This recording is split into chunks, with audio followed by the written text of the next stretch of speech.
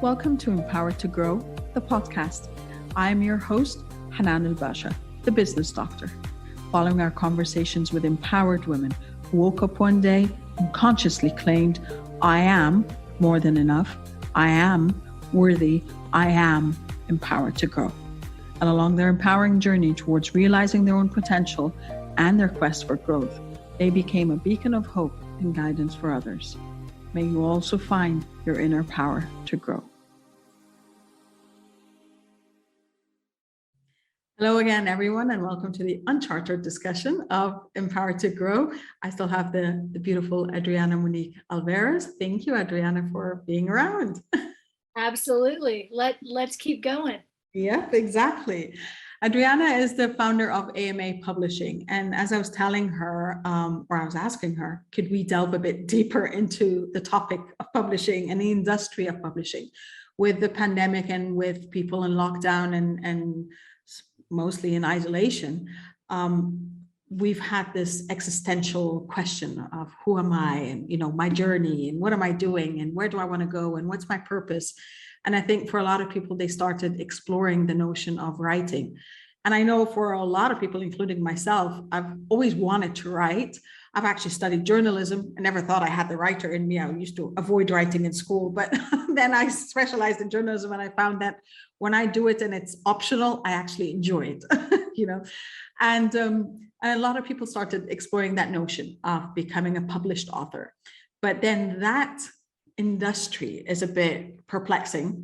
And then we have what's self-publishing versus going with a publishing house versus, what kind of charts are you looking at? What's your ultimate goal as an author? So I'd love to explore this notion with you. Let's start at the beginning. What's a publishing house? Well, where to start? Okay, so a publishing house is basically a business and an entity that is going to take a manuscript typically through the process of editing and formatting and cover design, preparing it to put it to market, right? Mm-hmm. Figuring out what are the distribution channels, how can people purchase it? This is pretty typical publishing. But you speak of something that really is what inspired me, because publishing it's an old industry. It hasn't changed much in terms of, a few the process. Yeah. But what happened is actually I'm grateful for that. And I'm grateful that they made it so overwhelming and intimidating. And because this is what inspires change, mm-hmm. right? People begin to go, you know what? I don't need you to say yes to me. I don't need you to give me permission to share my story. I don't need you to approve of my story. I don't need you to change my voice. I don't need you to do any of it. I can find another way. And that's what has opened up. And I just want to say too, it's important to understand that traditional publishing as it's existed is who gave self-publishing a bad name. Well, mm-hmm. Of course, it makes sense, right? Because they want to constantly be the gatekeeper. They want to be the one to make the decisions. The unfortunate thing about traditional publishing and its past is that it's completely male dominated. Even when a man owned a publishing house and he died, it could not go to his wife. It had to go to his son. Seriously, that's part of the inheritance rules when it comes to publishing houses. And so you've got to ask yourself, why did they not want women in charge of stories? Mm-hmm. What might we let through that they didn't, right? And we know that traditional publishing houses are 8 times more likely to reject women. And if you've got an exotic last name, like, some of us do, you're even lower on the list. And so this is what allows us to create change and to do something new. And that's exactly what I did. Wow. Okay. I mean, I know, because now I work with startups and I work within the entrepreneurial ecosystem. And we had a session a few weeks ago when we were talking about funding for women-led or women-owned startups. And the percentages were ridiculous. We're talking about like 2 to 5%. I did not think, well, now it makes a lot of sense, but I did not actually stop to think that this would also be reflected so much in a publishing industry as well. And this is, and I think that's why J.K. Rowling was one of the people that's like, it for her was like such a huge thing to become a billionaire just from being an author. And she got rejected tens of times before her manuscripts got printed.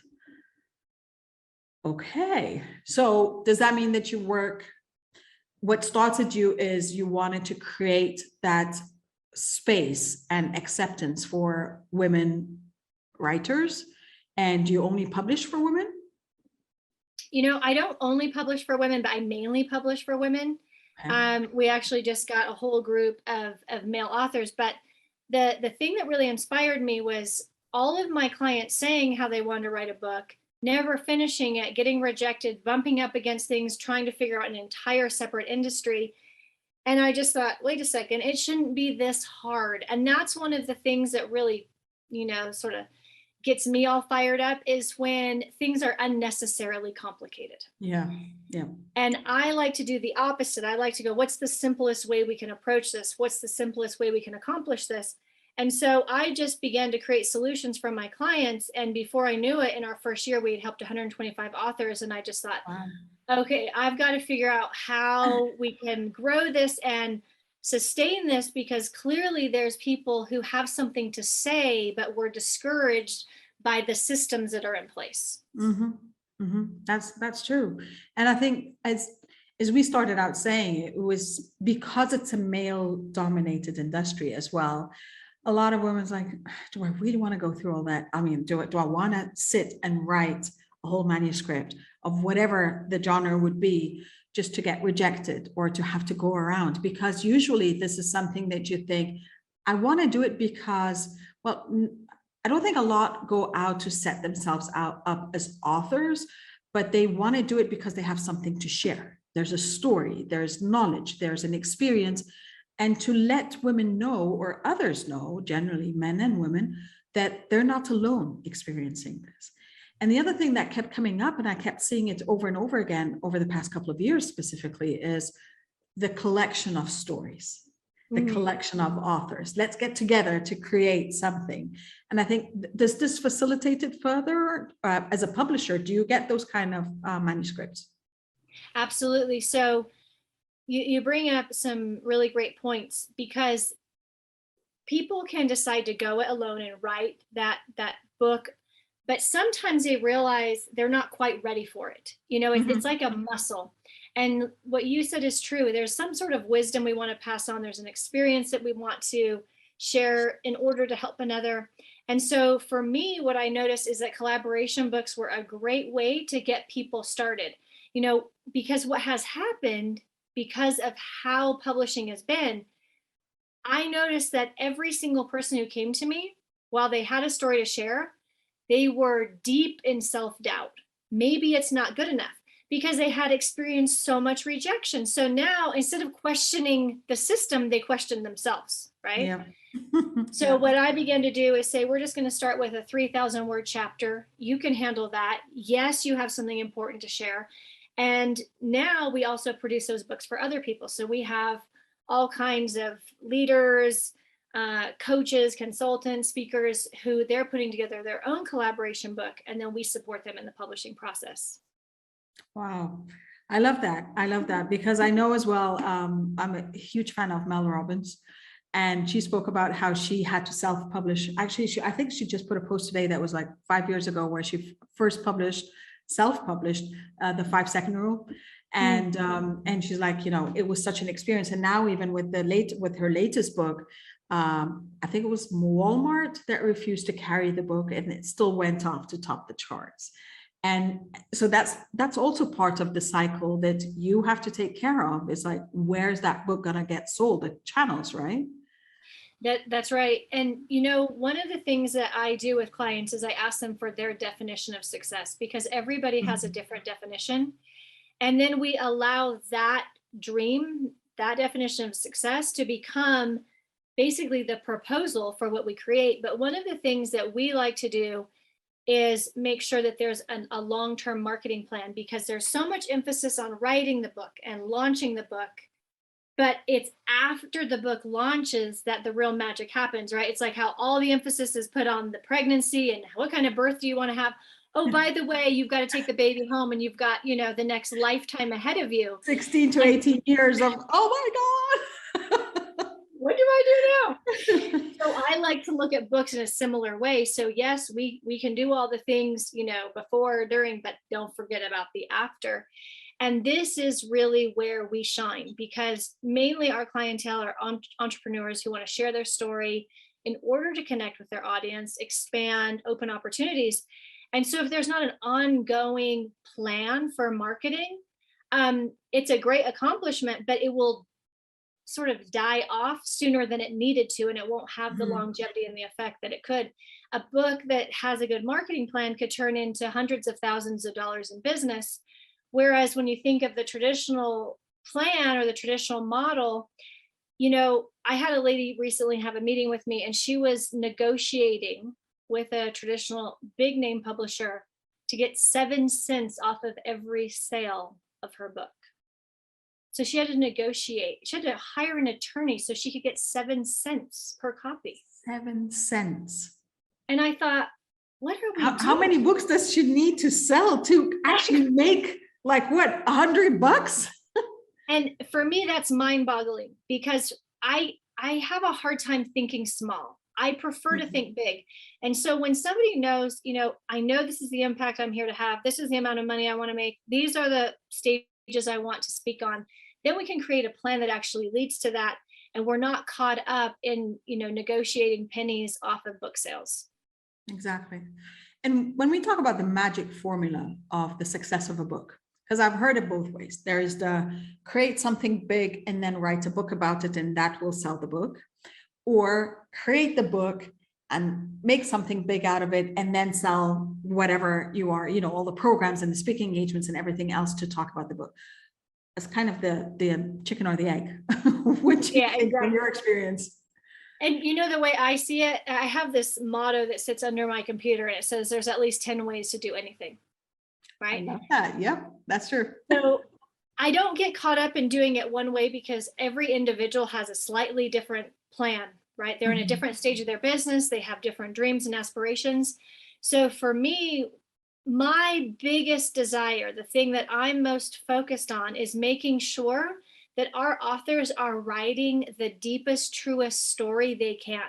I don't want superficial, sugar-coated, just skimming the top type of stories, because for me, we already have enough of that, right? I want something that people can sink their teeth in and actually get to know an individual and take something that's rich and deep from it. So that's my first priority. And then making sure that every single thing that matters to them is built into the plan. And that can look a lot of different ways. I love that. I know I'm grilling you on this industry because, again, as I said, so many variables, so much unknown. What about how, again, talking about the evolution of the industry? Now we have audiobooks and Audible, of course. I know that when I discovered Audible, my life changed. It was transformational, because suddenly, kind of the errands no longer are daunting. I enjoy them because I have the book. And I'm driving and I have a book, and between books and podcasts is just, my life has changed. But how much of the audio part of the book contributes to the success of it as well? Depending on the author, it could be a really big part of it. And this is something that we look at after the initial launch typically, because it's another way to create a wave of momentum. So it's almost like you launch multiple times as you release a different version of the book. So yeah, and you said it, people love it. So when we know that the consumer likes it, then it makes sense to tap into it and at least explore if this is right for the audience of the author. Okay, another question. This is all I'm trying to kind of bring in. I think for everyone listening, I'm giving them that reassurance that they could do it. As you said, there are at least 10 ways to do it. They could do it. And it is something, if they have that genuine story they want to tell, they want to share, then they're definitely, they should be encouraged to keep at it, to get that dream out. Last thing is about the awards. it's the New York Times best-selling book. It's the, I don't know what best-selling book. It's on the, all the charts and all the awards and everything. Again, is this very important for the success of a book, or are we back to, this is about subjective success and what does the author actually want out of it? I am so glad you asked this question. I was figuring out how I could slip it in if you didn't ask. Please do. Slip in anything you want. You ask the question. So this is a topic that most people don't know anything about, right? This is one of the biggest conversations I have with authors. So there's the Amazon list, there's the USA Today, the Wall Street Journal, and the New York Times. So Amazon and USA Today are pure numbers. You make lists based on the number of books you sell. Okay, so we produce once a year a USA Today best-selling book. This is for that more established entrepreneur that they know they want another thing on the bio. They want to get more speaking engagements. They want on the podcast. They want to raise their rates. So they go for the bigger list, because the list does create a different perception. The way our audience perceives us, the way we perceive ourselves, honestly, ultimately translates into cash and opportunities. Yeah. Sorry, I'll cut you off there. The numbers, when we're talking about the numbers, now we're talking about the accumulated numbers of physical books, audiobooks, and Kindle or digital prints. So you can launch one version at a time. So for example, if you have an Amazon launch, you can launch just the Kindle version, just the digital download, right? And you can rank on that. Then once you've ranked for those categories and regions, then you can bring out the paperback and you can actually rank there as well. So and with Amazon, this fluctuates constantly. They update these numbers, about every 4 to 6 hours. For USA Today, this sort of count is stopped and started every Sunday. So in a 7-day period, so it's a week. It's a week. You have to be in the top 150 books, period. There's no categories. There's no groups. So you're up against the Bible. You're up against Harry Potter. You're up against every single book. And so in order to hit the USA Today list, you really need to be going for about 7,000 to 10,000 copies in a 7-day period. Okay. And this is what makes it harder. This is the box office of books. Now, Wall Street Journal and New York Times are book sales and a committee vote.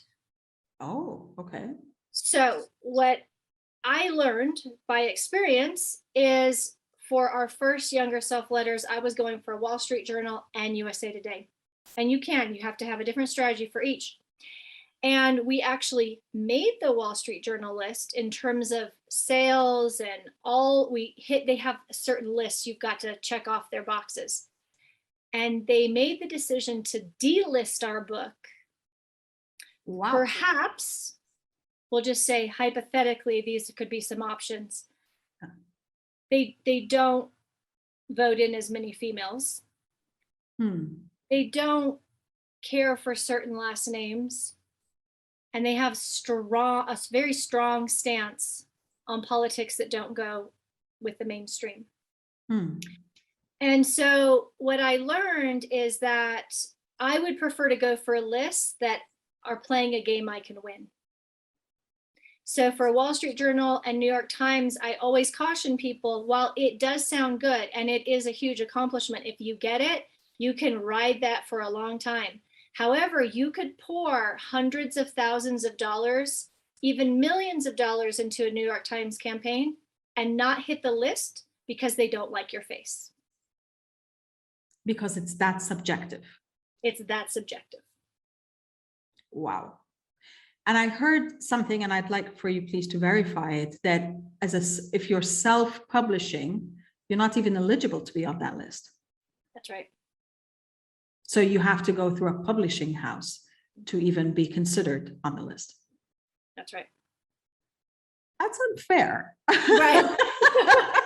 Okay, I'm gonna try to be as polite as possible over here. That's unfair, And I understand now why it is such a huge accomplishment for, as you said, it's kind of a Medal of Honor, New York Times bestseller, but that's not actually a very fair Medal of Honor either. It's true. And, if we just call it what it is, it's a good old boys club. And there are actually people who are trying to bring these two lists down. There used to be another list that was brought down due to corruption and unfair ways. And so, for me, this is another thing that most people just don't know. It's a game. And if we don't understand how it's actually played, we can set ourselves up to lose in a big way because there's a lot of money at stake. Yeah. But are there other, talking again about the evolution of the industry, are there other lists that are credible, that are respected, that are coming up, or any kind of, I don't know, vetting system that goes along that people could aspire towards? Not really, not at this time. Barnes and Noble has a list, but because they sell so much less than Amazon, it's just not talked about a lot. In order for us to hit USA Today and Wall Street Journal, that is one of the things you do have to do. You have to hit Amazon and Barnes. There's a few more that they look at, but there's no other lists that really have the recognition that these do. That's interesting. But again, there is some hope with the Amazon list, because I know they're also country specific, region specific, category specific. So there is a chance, there's more hope hitting one of those lists at a point in time, being on a chart that just kind of gives you hope. That's right. Exactly. And here's the thing is, the most important thing, if you want to hit a list, if that's important to you, is to work with people who've done it. So for like Amazon, we have helped 1,000 entrepreneurs become international bestselling authors. So we can hit multiple lists in multiple markets in a launch. We have a track record now with USA Today. So you want to go with someone who has a system so that you're just plugging into what they have done over and over and over again, because that's another thing as an author, you don't want to have to figure out or think through and create a strategy for. Okay. I'm going to ask one last question, and please bear with me. Thank you for your generosity with the information. Self-publishing versus going with AMA publishing. What are the pros and cons from that perspective? Yeah, absolutely. So if somebody decides to self-publish and do all the steps themselves, what I would say is the best way I can describe it is a client of mine actually told me about the first book she did. It took her about 3 years. Wow. To work through a few editors, a few formatters, a few book designs, figure out categories, all this, right? And she spent about $25,000 in trial and error. Whoa. Because there are some costly mistakes in publishing, right? Mm-hmm. However, she did do it. The reason people come to us is because they have money, but not time, right? Okay. So people either have time or money most of the time. Obviously, my greatest desire is for both. But ultimately, when somebody doesn't have the time to try to hire a good, right? So there's probably 5 or 6 people working on the book, a good team, and they don't want to trial and error, and they don't want to take 3 years, then they come to us. Okay. So as you said, I always say this, it's about, you've got limited resources, and our resources are in 4 or 5 categories. We've got our time, we've got our money, our knowledge, our energy, and then any tangible or intangible assets that we're in ownership of.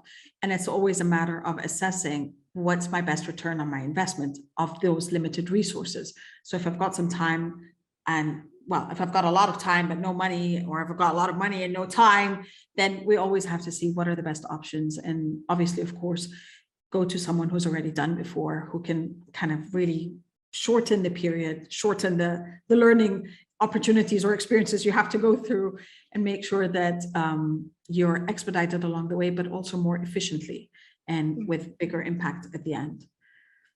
I love that. Thank you so much, Adriana. This has been very generous of you sharing all this and shedding a light on, as I said, this is one of those, kind of dark areas where you only start kind of treading the waters when you're thinking about it, and then you realize, oh my God, that is so overwhelming, and then you back away. I know I kind of did that when I had someone who was interested. I put in a proposal, and then they changed their mind. not at this point, again, possibly about my name, possibly about whatever the reasons. And I'm like, you know what?